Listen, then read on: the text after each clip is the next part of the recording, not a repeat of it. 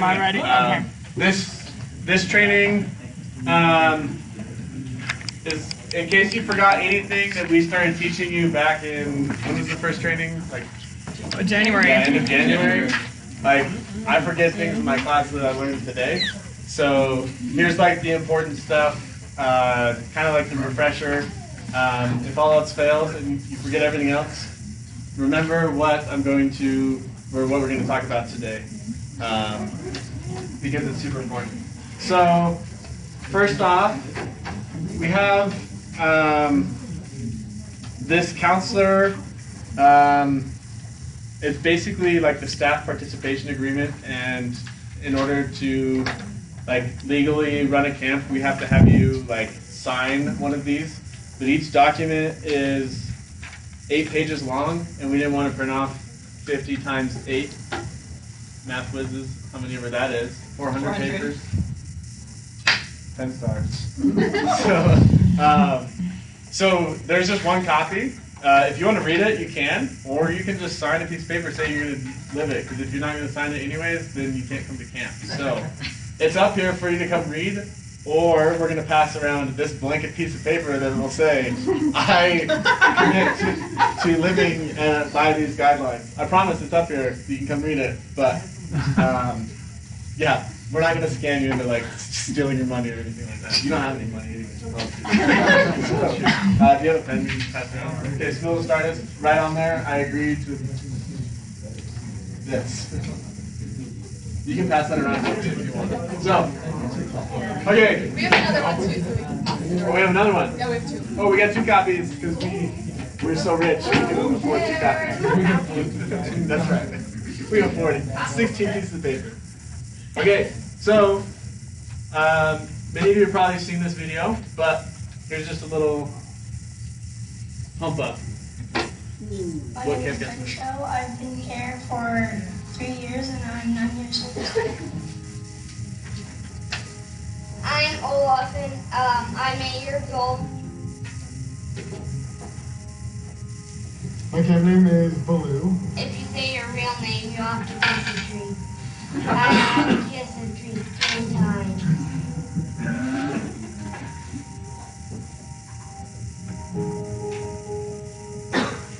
I got involved with camp kissing myself. My dad was diagnosed with cancer when I was 14. He passed away when I was 16. When I was in 5th grade, my mom, she got cancer. So I kind of felt like, oh, I can relate to these kids. She passed away while I was on my mission, so I came back and I wanted to see how I could help and get involved. I loved that there was a camp that applied to such a specific demographic, because it's not a group I think that gets thought of very often, but I think it's a group that needs a lot of support.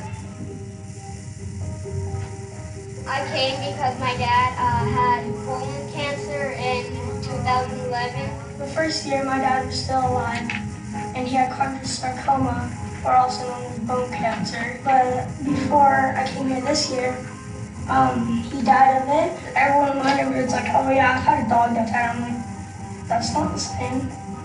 This is a week where they're able to have fun, and we can talk about cancer if they want to. That's not really a focus of the camp. It's not about being sad together, it's about giving them a childhood and helping them to be happy for a week of the year. The counselors have helped me a lot. They let you have fun and not just be telling you on how you cannot be sad all the time, and instead you just go have fun. That's like our main reason that we do it, to let the kids be kids.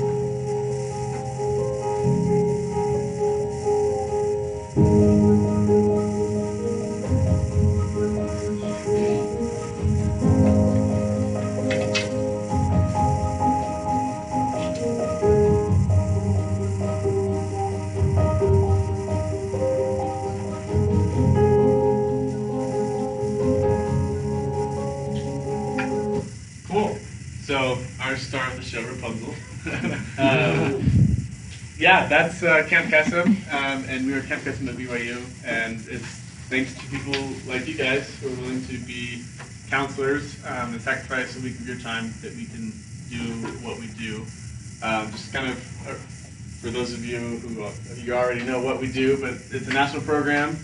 I think there's somewhere like upwards of 90 chapters throughout the nation. There's like what's called the national organization, and then each chapter has chapter directors and then a court board. And as Rapunzel said in the video, we're the only people that target this demographic, so it's pretty cool because a lot of people focus on the cancer patients themselves, but not the families, and specifically not the children of cancer patients. And like I said at the bottom, there's a lot of them, but our chapter is definitely the best. So here's kind of the structure at camp. So Sunday we'll show up, and we're gonna kind of be in like full camp ready mode. So we have, this is the kind of the layout of, I guess you could call it like a hierarchy. Like it really isn't, except for like the fact that the camp advisor is there, who's like in charge. The camp advisor is the national representative, and this year we have two. Their names are Lime and Hippo. They're both good people, good guys. We talked to them. Seem like fun people, so they should be a really fun time. Like I said, they are nationals representative, but they're really here to be part of our camp. So we try and include them and make them feel as welcome as possible.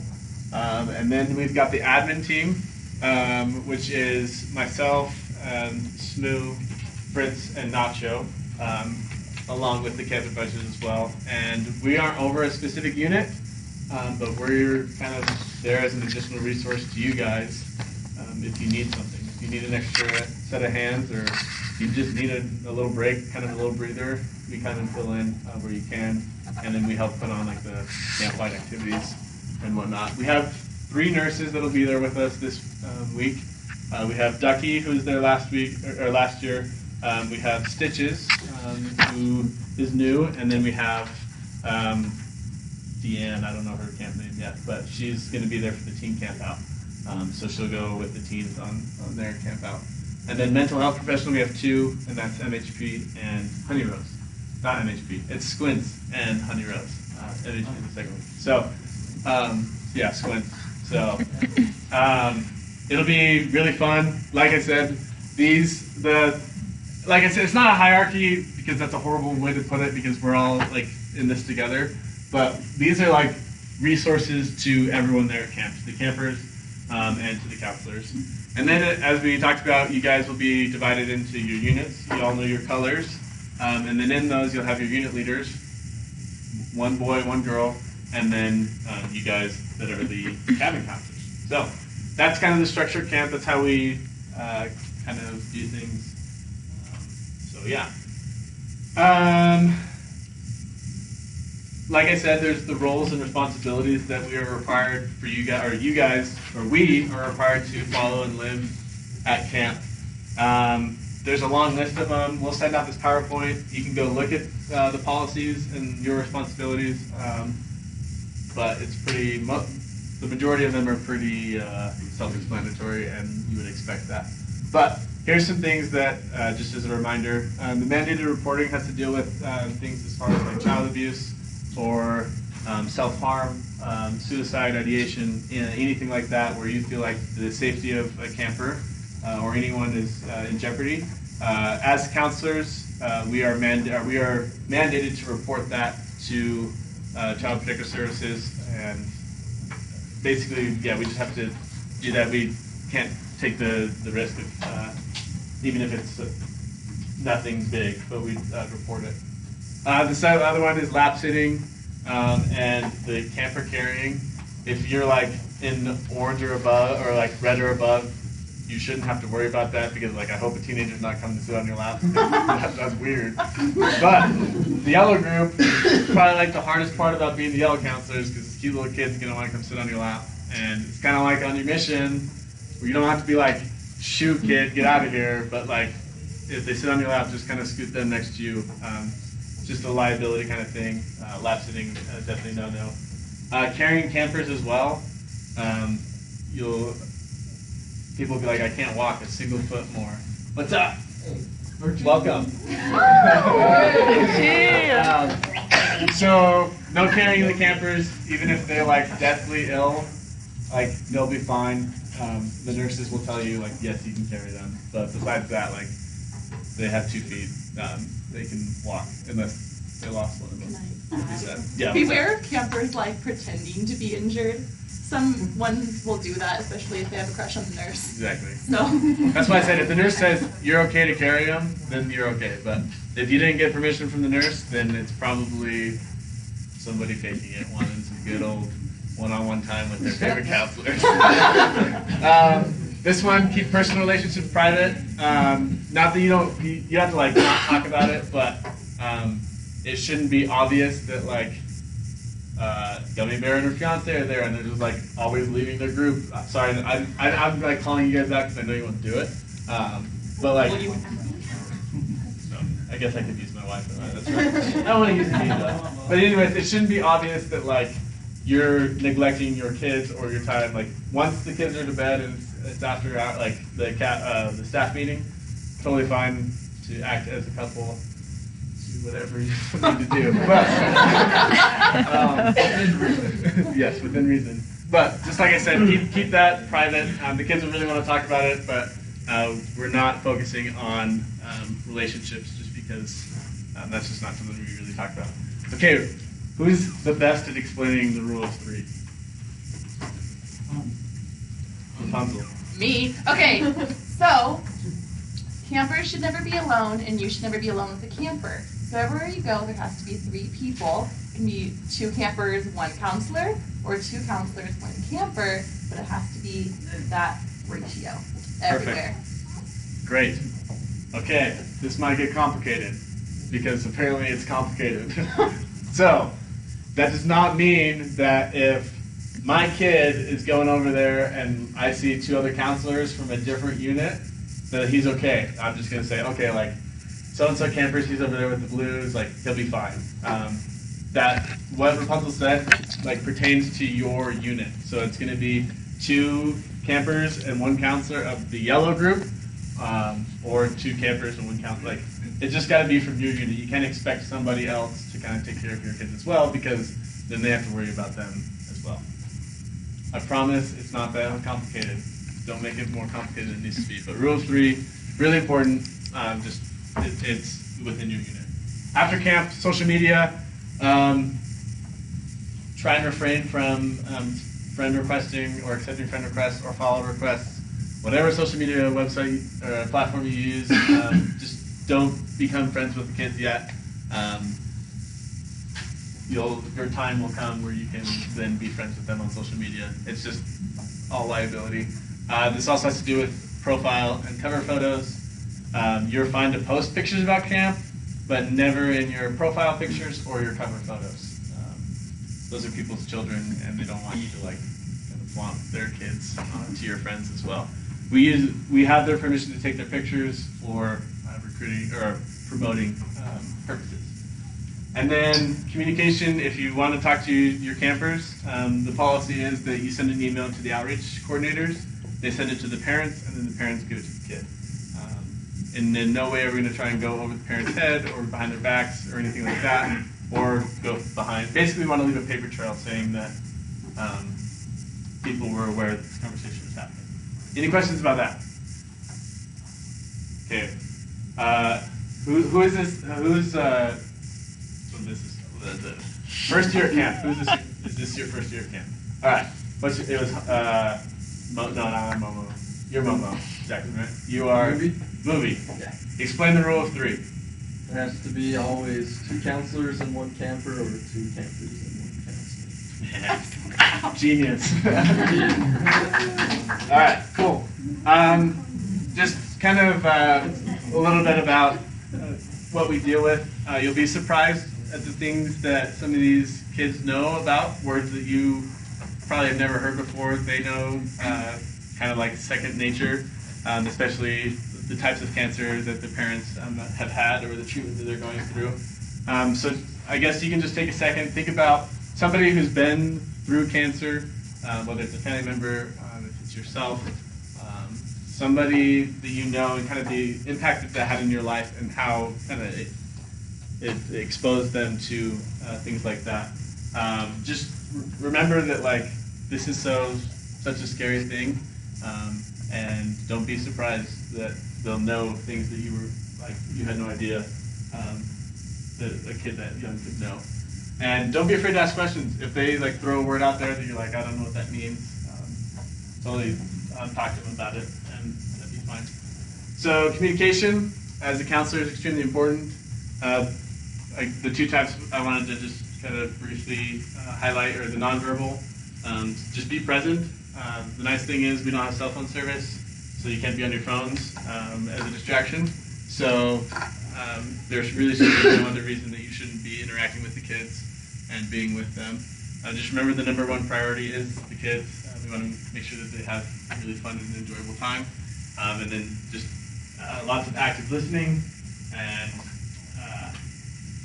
as we communicate amongst ourselves through leadership, then you'll find that the more open you can be, the better listener you'll be, the more successful you can. This is also important. Sometimes kids will say, they'll come and talk to you and it's not a good time. You're transitioning to something and you say, hey, can we finish this conversation later? Just make sure you follow up on that. These kids, it may be the first time they open up to somebody about something. And if they opened up to you and started doing it, don't cut them unless it's extremely important. But you go to the next place and then just say, hey, is it okay if we talk about this later? And then just make sure that you follow up, because that's really important. So, actually, I don't want any bias with this, so eyes closed real quick. Everyone close your eyes. Okay. Who can, just by raise of hands, who considers themselves a leader? Okay, hands down, you open your eyes. So there's a TED Talk that's actually pretty interesting about this. He asked the same exact question and says, who considers themselves a leader? And about 50 to 60% of the crowd will raise their hand. I can attest that about 50 to 60% of you guys raise your hand thinking that you're considering yourself a leader. And something that he mentioned, and I actually thought it was really impactful, is we often think of a leader of being somebody who leads a mighty change in the world. We think of Martin Luther King Jr., who was a leader during his time. You can obviously go religious and think of any prophets, things like that, of leaders who impacted a big change in the world. And his point was that all of us are little worlds.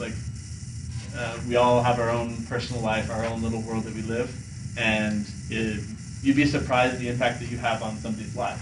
And so it doesn't have to be this huge impact that you're making in someone in the whole world if you're changing little lives, little worlds, one world at a time. And so I guess I would just encourage you to kind of expand your horizon as to what you think a leader is. And probably I would say every one of you has changed somebody's life for the better at one point in your life. And so you are a leader because of that. And kind of how that has to do with Kesem is you all are leaders to these kids, and you're leaders to one another. There'll be times where you'll be asked to lead a game. There'll be times where you'll be asked to lead a rotation, to do something during water games. There's lots of things that you can do that have different leadership opportunities. And so just realize that you, in our eyes, you are leaders, and just these important things to be accessible, approachable, and as we talked about before, clear communication. So transition time is great, but it's also probably the hardest time as a counselor because there's not a ton of structure. So the best way to do it is to let your kids know, and we'll try and be as punctual as we can be with the schedule, but when there's 5 minutes left in an activity, to call the activity and to kind of go on and make sure people are aware that the transition is coming up. So here's some programming things. So every night we have a staff meeting. If you're a unit leader, you're required to be there, and then you just leave somebody in the cabin. We don't trust the kids to sleep by themselves because who knows what they'll do. But it's about 10:30-ish. Sometimes it's a little later. It just kind of depends on how the night's going. But if you can be down in the dining hall by 10:30, that would be great. There's some downtime but which is okay. Just realize that's like where the most injuries happen, and that's where you need to be extra vigilant as a counselor to make sure that things are going. What does downtime mean? So, like sometimes kids won't like the rotation that they're doing. Like last year we had Foursquare, or no, I can't remember what it was, but we had something, and like that group, none of the kids liked what they were doing. So it's like you have 40 minutes of like either forcing them to play this game that they don't want to play, or be quick on your feet and come up with a different game activity. We have a list of activities you can run. There's other things you can do, but also after water games, there's like the showering period, which is like this 2-hour process, and if you're showering first, then you're going to be in your cabin for like 2 hours straight. I don't know, what other downtimes do we have? Expound. Okay, so rest time. Every day for about an hour, there's rest time, which is when the kids are in their cabin, and it's supposed to be like chill time, but like especially for the younger kids, they often get super bored. They like be doing something. But yeah. So typically like in your cabin, it happens in your cabin, but typically counselors will like make up a rule like at least like you have to stay on your bed or like some rule or something to prevent accidents from happening. Yeah, Weasley. Our group loved Mafia, so we'd always play that every day after. Yeah, really, they'll have their games they like it's totally fine for them to play what they want to play. But just be aware that it's not like where everything's structured every single second of the whole day. Like there's definitely some downtime where you get like before meals, during lineups, just kind of fun things you can try and come up with. So, good question. Any other questions about that? We're sending out a packet, right, to each counselor, the unit leaders, or to each unit, right? Yeah, you do. Yeah, so each unit will get a packet, and in it has, I don't know how many different games and activities you can run, but you've all gone to scout camp or EFY or whatever, girls camp, and you have your games that you played. So, do you want to come up and go through the schedule, or do you want me to do it? Okay, so we're just going to kind of go through the schedule so you guys know what to expect, and yeah, kind of highlight the activities we're doing. So. Okay, Sunday is when we get to camp, so it's pretty basic. You guys will carpool up to camp and then travel, and then you'll help us unload U-Haul, which like will have all the food and all the supplies that we have for camp. And then after that, you'll get your cabin assignments, so you'll know like where you're sleeping. You can put your stuff there, and then you'll have counselor check-in. So pretty much everyone just has to get a lights check, a med check, and a temp check, just to make sure that they're okay.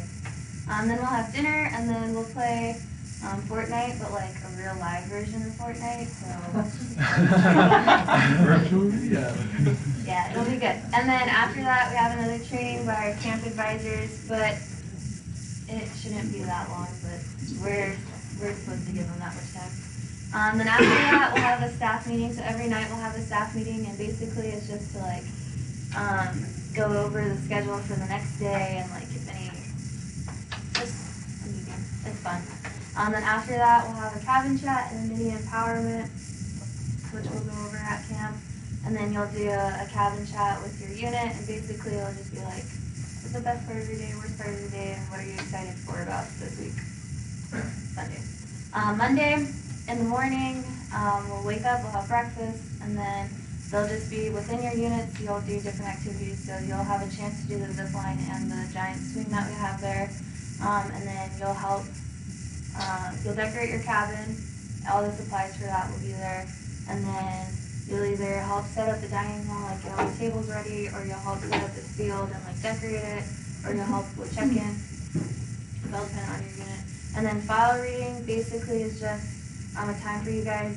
You'll get like each file of your camper, and it's really cool because you'll get to know a little bit about your campers before they actually get there, and you can like take notes and stuff on them for that. Then we'll have lunch and then change into your outfits / camp shirts, and then the kids will start to arrive.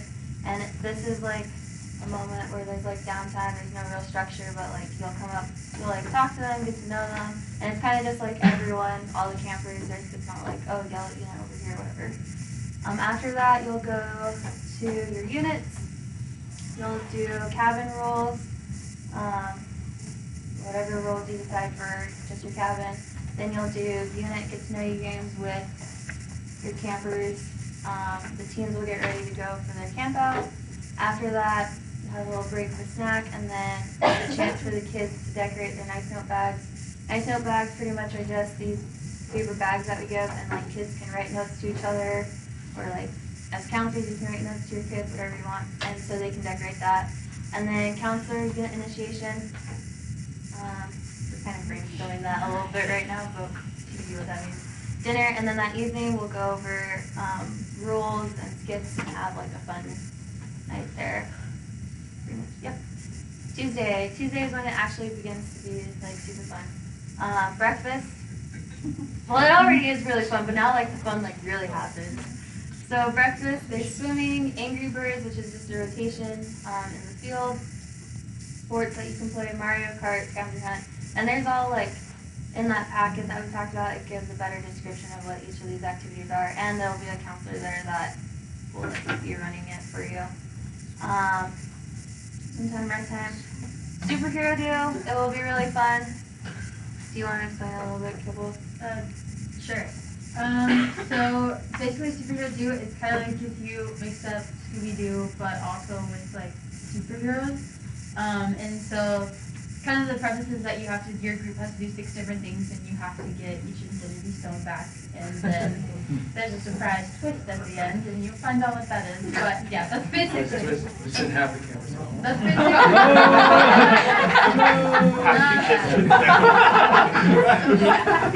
Spoiler alert. not that. But it'll be fun, I promise. So yeah.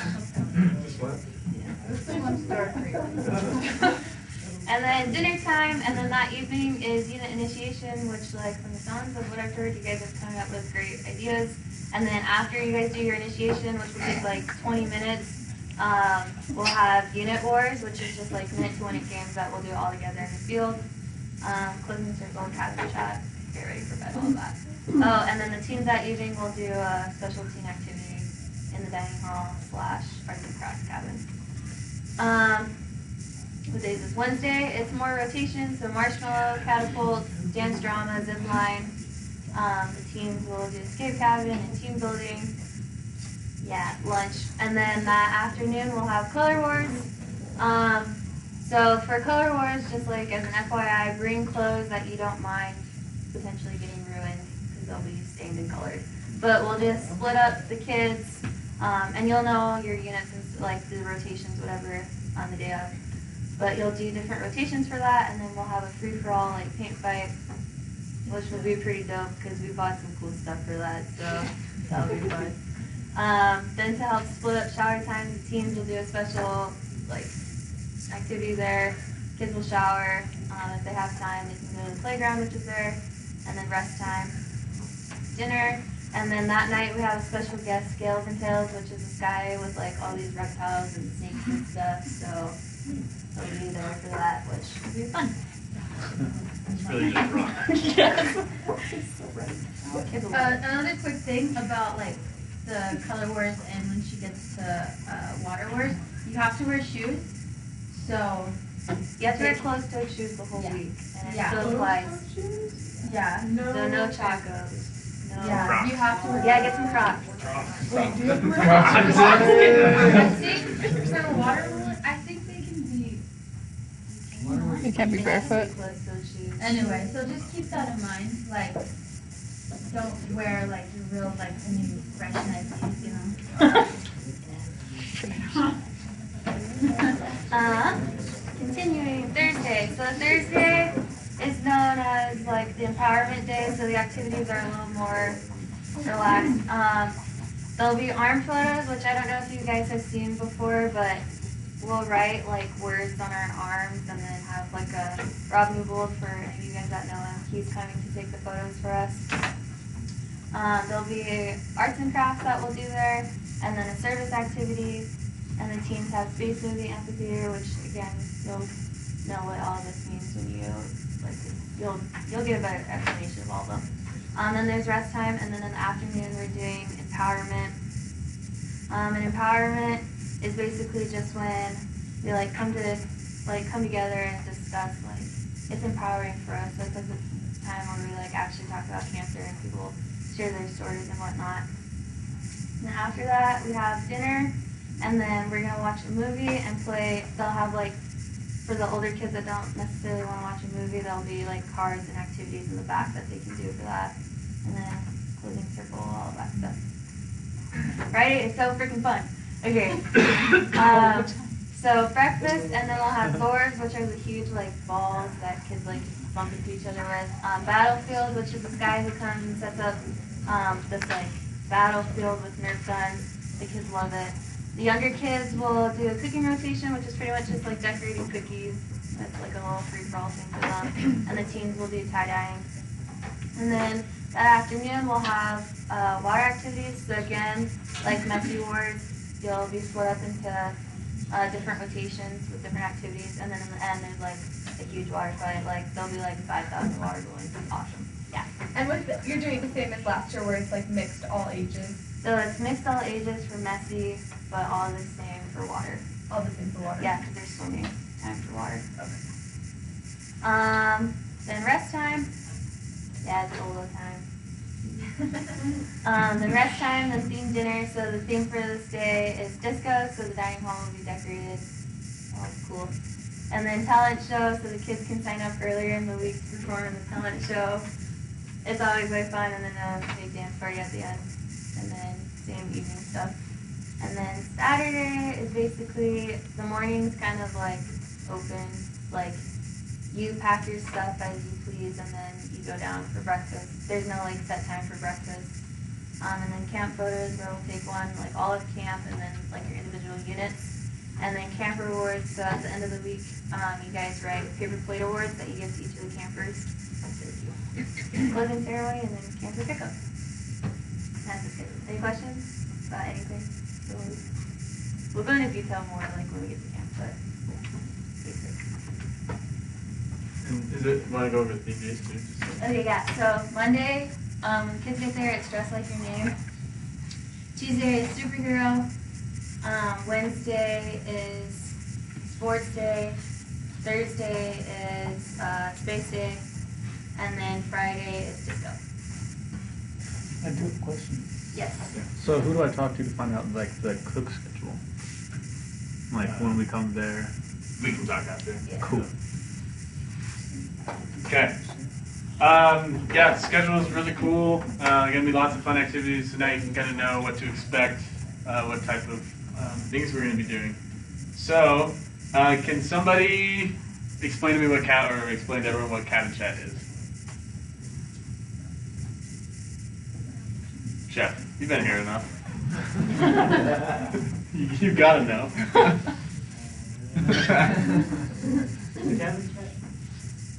It's just like it's a great way to kind of end the day. Personally, I know that with my group, we've always kind of done like a silly question, maybe a more serious question. The standard questions are kind of like wow, pow, chow. So like, what was like a really cool thing that happened today? What was something that wasn't maybe super fun, or what was something else that cool? What was your favorite thing that you ate? You can also do like what superpowers you wish you had, or whatever you want to do. It's just it's a really great way for you and your units to be just on and talk to each other. And if things get more serious, like the kids can definitely play questions. You can go there. I've had a few times in the boys' like some really good discussions with kids who kind of talk about their experiences. But it's a great way to just kind of end the day, wrap everything up, and just have everyone just kind of calm down and chill out. Yeah. It's like you've been here for a while. No, that's great. Yeah, Cat and Chat's just a good debrief chant. And so there in the presentation, there's like a list of questions, but really like anything, you can ask anything from like favorite superhero to one of the more personal questions. So just to reiterate, during these times, like especially with like the teenagers that want to ask about first kisses and like kiss stories and whatnot. Just refrain from having those conversations, discussions. Just kind of picture if these were your kids at the camp, would you want them to be having the conversation that you're having? And if the answer is no, then it's definitely something that you should not do. We've just had in previous years some kids who don't enjoy having those conversations, and then when it's the whole cabin doing it or the whole unit doing it, they feel really kind of out of place and like they don't belong. So, yeah. Okay, so we talked about on Thursday, we have our empowerment ceremony, which is probably the best, actually not probably, definitely the best time at camp. And so it just is a chance for them to really open up and talk for as long as they want to. Kind of how we do it is we do a warm-up. We're like, that's a bad way of putting it, but like your Smooth's going to kind of share her experience and her story, and then to kind of set the mood, I guess is the better way to say it. And then we'll split off into groups. So like the yellows and oranges will be together, the reds and purples, and then the teenagers will be together. And within those groups, it's just a chance, like anywhere from an hour to 2 hours to like talk. Usually what happens is you go in a circle, and those who want to talk can talk, and those who don't can pass. But it's a really, really cool opportunity. And we just, like, you guys are more than welcome to share during this time. In fact, we encourage you to. But just remember that it's for the campers. And so don't ever share anything that would take away from them having the opportunity to share. Obviously, this is for them to have their opportunity. But there'll be enough time for everyone to speak. But don't, I guess, make it brief, but also like speak from the heart as well. You don't have to be so brief that you don't say anything. But just remember that it is for the kids, and yeah, it's really cool. Oh yeah, this is the video that I was going to forget, and that's why I put that part.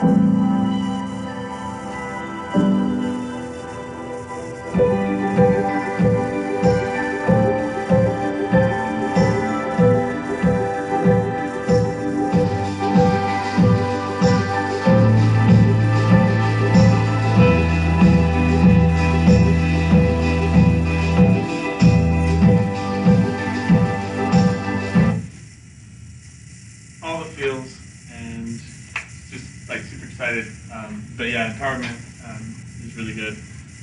Our number one responsibility is to create an emotionally safe atmosphere where people can learn how to cope with this grief and loss that they're experiencing. Just kind of the most important thing is this here. Just unethical and potentially damaging to the campers for us to try and give some sort of advice or therapy. I guess advice is not the right word, but therapy. Just remember, we're camp counselors. We're not trained professionals. We are in no way trained to counsel them or to provide therapy. So if they're seeking help, please listen to them first and foremost.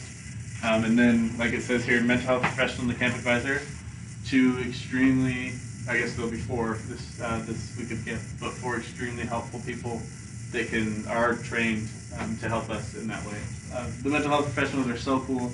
They're there because for us more than anything. The kids, they'll have interaction with the kids, but if you have a question, you go to them and they'll give you advice because, like I said, they're for us. So just the types of abuse, kind of what we talked about before. If you do have any sort of inkling that abuse has happened, please don't be afraid to say anything. If they come and talk to you saying, hey, promise not to say anything, don't promise that.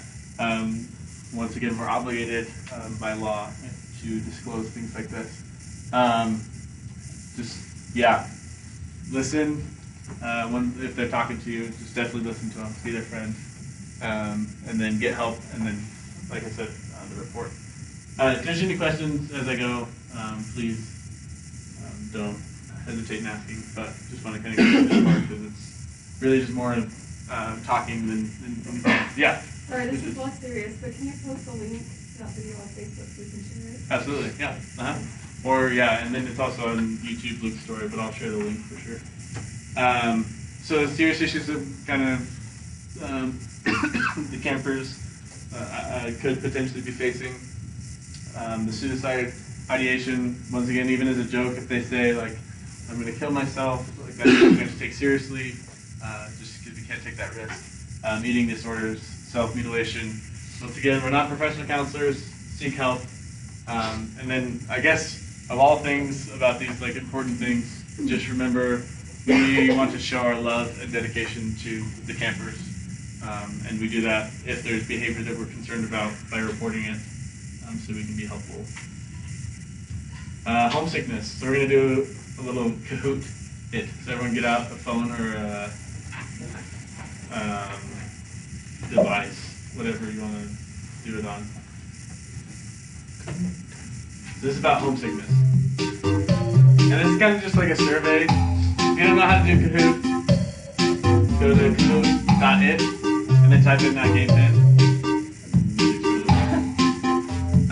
This is kind of just a survey about homesickness and kind of just see about different things.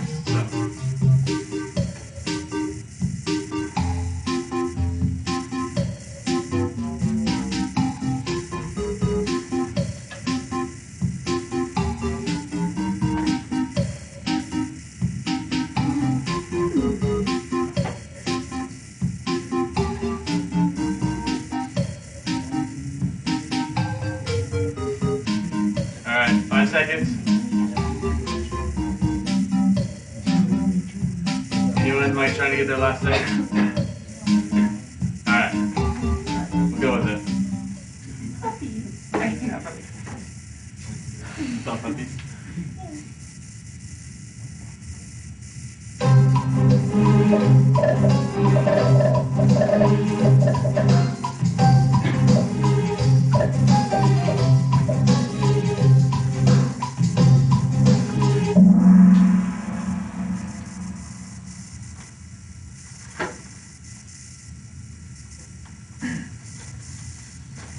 Next, sorry, about it automatically.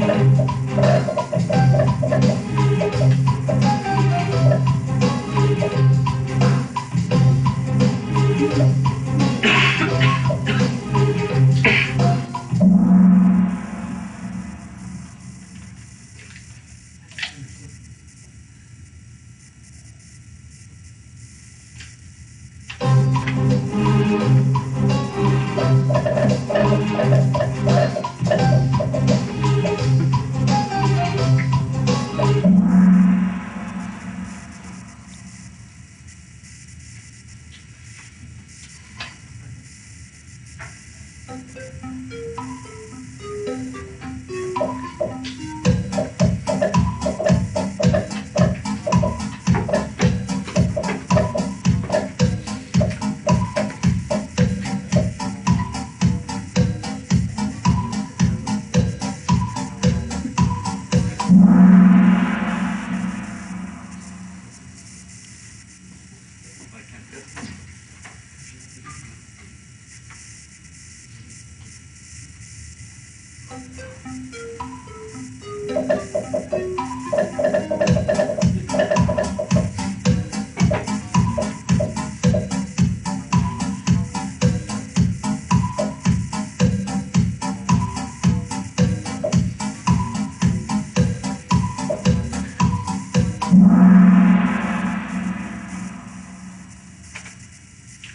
cool. Just kind of did that as a way to kind of say or show that like homesickness is definitely a real thing, and the chances of one of us having a camper that experiences homesickness at camp is very likely. And so, just I guess they talked about like the 3 different types. There's like the angry, the bored, and the sad homesick camper.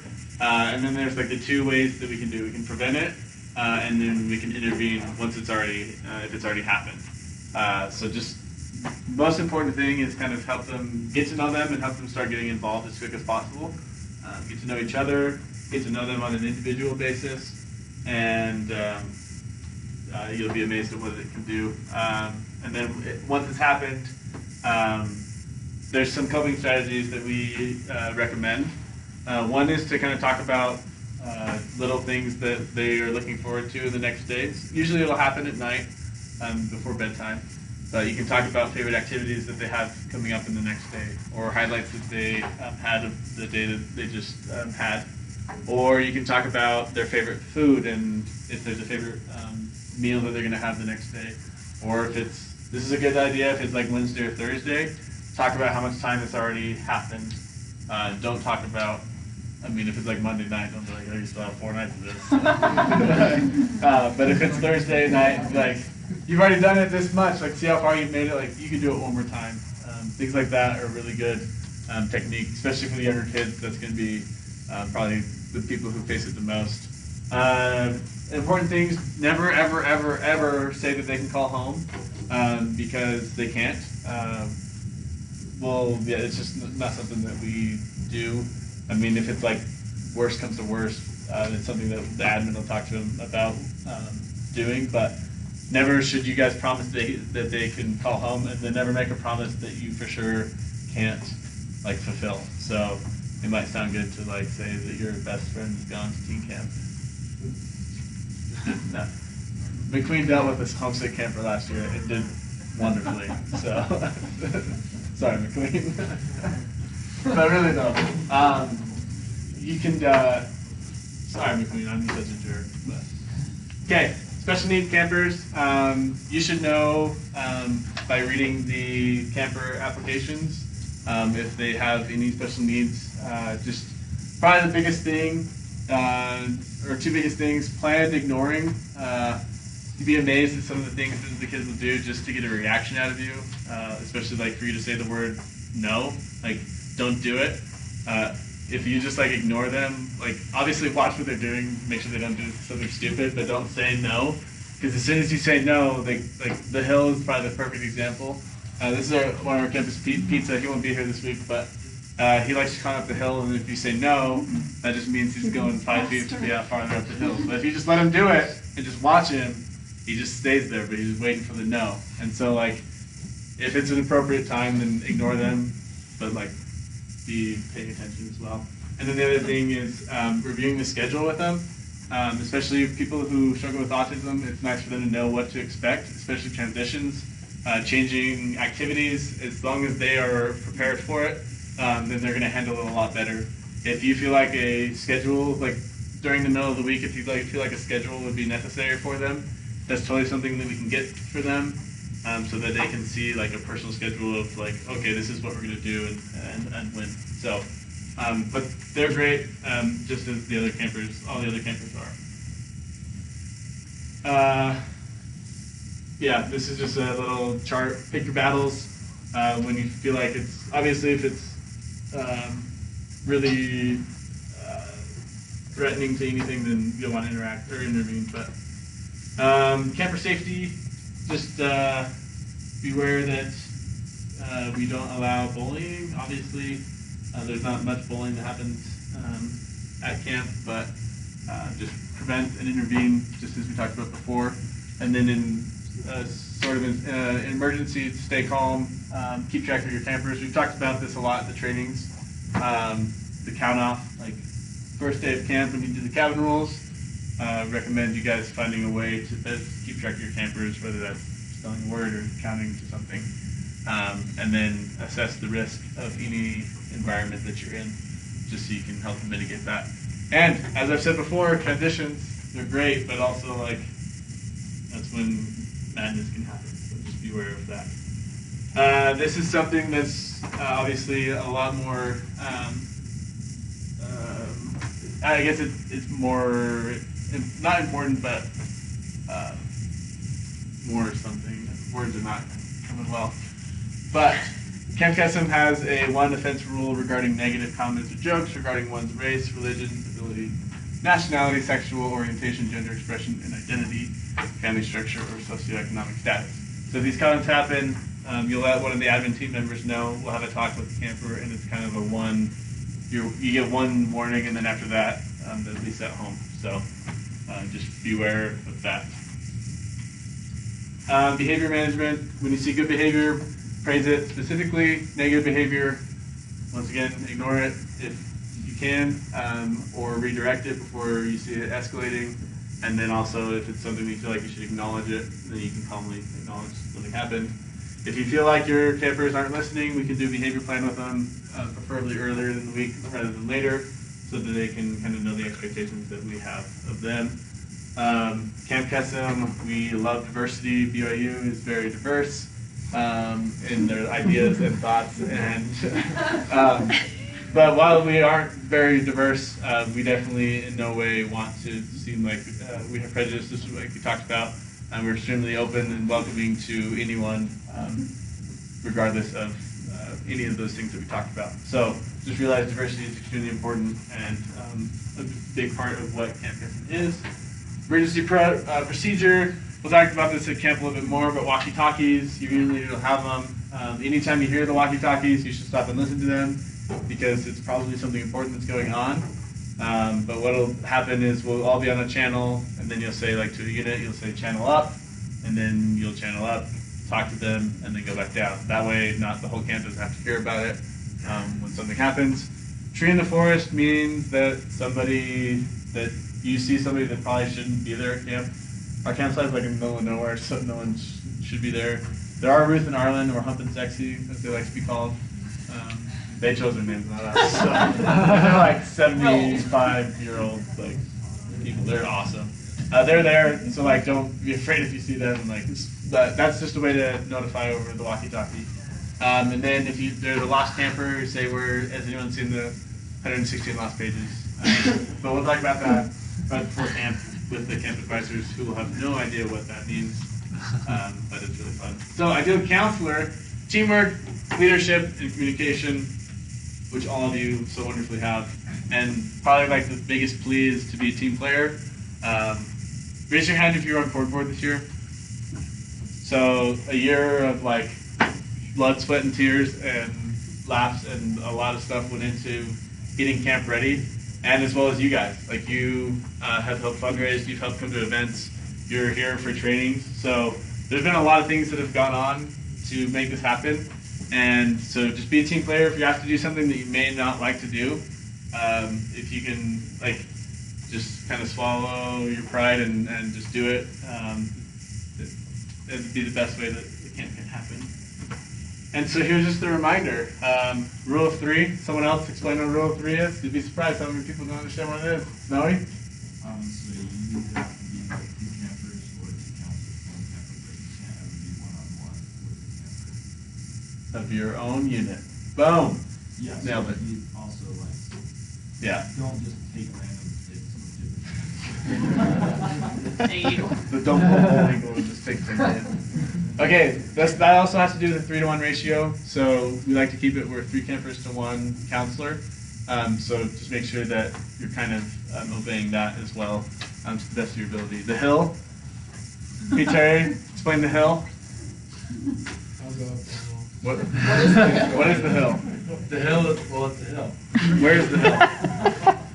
So as you're going up the side of campus, like this big hill on the side next to like a zip line and stuff like that. It's super steep and like dirty and dangerous, and we don't want the aim stone up there. And all the little kids love to run it. There's a big sign that says "Come play on me." Not really, but that's like what the little kids think. So we made a rule not to go. There's like a little stream that they'll love to play in, and we made the rule like you can be on that side of the stream, like the campsite. And the only time you can go on the hill is to do the swing. So, swim time, as we've talked about, which has to do with the breaks, counselor breaks. We ask you to take an hour break each day. I know that it's may not be like you just want to be with the kids all the time, but honestly, like an hour nap here and there is going to go a long ways. And at the end of the week, when you're running on very little sleep, all the like returning counselors are like, yeah. All the new counselors are like, no way, I got this. So. We'll see which breaks. But during swim time, you're not allowed to take a break just because water is like the biggest danger that Camp Kesson has, and we want all the counselors there present with their kids swimming. We can explain situation versus incident. Returners. Come on, Fritz.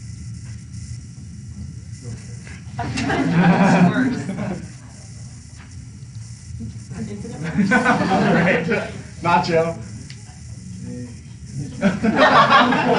All right. Incident is like something a little bit more serious, like maybe the broken arm that we had a couple years ago. Maybe. All right. So that's the situation. All right, Snowy. Situation is when someone is in like grave danger or danger to Kesson as a national organization. So anything that would hurt our ability to do camp. So anything sexual or anything like that that would permanently damage. And then so if they're gonna die incident, we have to take her down. Everything else, but situation. Right. Yeah. So big fire, an incident. Broken arm, still a big deal, but it's a situation. Sorry, Nacho. We'll get it next year. Okay. First thing. You should all. There should be an EOT video about the incident command system, which you should all watch. Which Rapunzel said the 4 things. I can only think of. Say it. Life. Yeah. Life, liability, property, and I cannot remember the 4th. Isn't it esteem? Yeah. Esteem. Yeah. So there's like kind of things. If one of those are obviously life is the most important, but those 4 things can kind of make it an incident. Situations are going to happen. A broken arm is not the only situation. Another thing could be like if someone discloses sexual abuse or anything like that. That's a situation. If somebody isn't eating, that's also a situation. Situations are kind of not like good to happen, but they're normal, and it's a big deal, but not a huge deal. Incidents, we pray that they don't happen because then, yeah, bad things happen. And then ask questions at camp. Don't be afraid to ask questions. We're here as a resource to you. So yeah. Okay, so you all are here. You have all been trained as Camp Kesson counselors from Camp Kesson national standards. So you can check that off your little box that you need to do. But so that's this training. The EOT trainings, however, you still have to do and take the quizzes. If you do not know what the EOT videos are, boy, you got a fun 8 hours ahead of you in the next 4 days. So yeah, you gotta watch those. They're really important. Honestly, there's some really, really good stuff in it. You can ask other counselors tricks on how to watch them faster. Yeah. It's actually not 8 hours, it's like 4 hours. So don't. Sorry, I had to watch 8 hours. I had to watch 8 hours. Ask someone else. But It'd be fun. yeah, you can ask someone else. It's probably not 8 hours. Yeah. For regular counselors, it's probably like 4. Also, I have a tip. Okay, if you fail the quiz, which is very easy because it's kind of hard, then you don't have to watch it all the way through again. You can rewind it all the way to the end. And then you I'll fast forward. Yeah, sorry, I'm really sorry, but go straight to the end. But yeah, EOT is really important. If this sounds super foreign, please come talk to Serenade. You should have gotten an email from them. Health forms, that has to do with your immunizations and like current health insurance information. That's a document you print out, you fill it out, take a picture, scan it back in, and then you upload it on your Kesem Force account. Background check should get an email asking for your social security number and some other information from some company. They're legit, at least we're told. So not really, they're good. Like I promise, it's secure. That's a joke. Sorry guys. But yeah, those are like the big 4 things that if you don't have those done, then when you get to camp, you get to sit and do them until they are done. So, and there is very, very limited Wi-Fi. So you could be sitting there watching the 4 hours for like 14 or 24 hours. Honestly, like really the Wi-Fi is not dependable. So get them done beforehand. Which the next thing that we'll do is Sunday at 1:30, right? Mm-hmm. We're meeting for our carpool. There's a carpool doc that volunteers sent out. If you haven't gotten that, we'll send it out again. Make sure everyone's on there. We'll meet in the. You guys know where the Paleontology Museum is? It's like directly west of the football stadium.